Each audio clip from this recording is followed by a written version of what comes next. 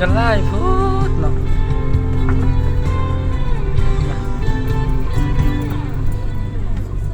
ตัวจริงมันสั้นเลยเนี่ยพ่อแม่เขากุ้งหัวสิลงศึกษาอะไรให้มาถ้าพี่ตามนะยังกุ้งหัวทีมงานเขากุ้งไปอยู่ใส่เดี๋ยวนี้นะ ทีมงานยังบ่มีสัญญาณโทรศัพท์ตอนนี้มัน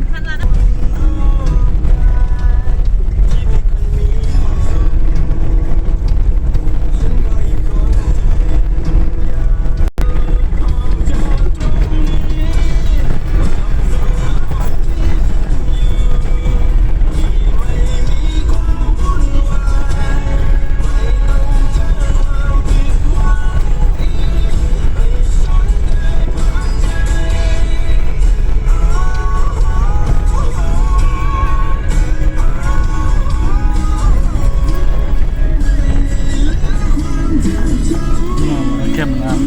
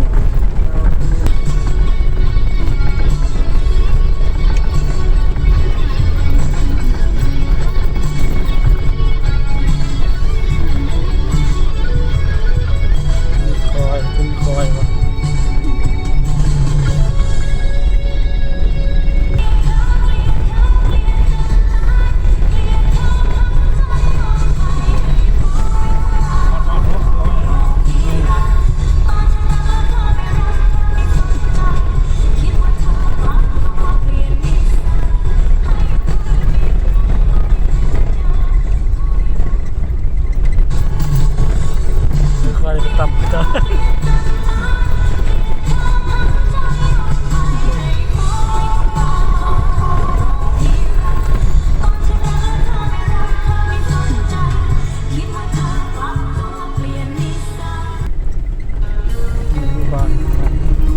บ้านใหญ่เหมือนมาอยู่ใหม่มานี่เลย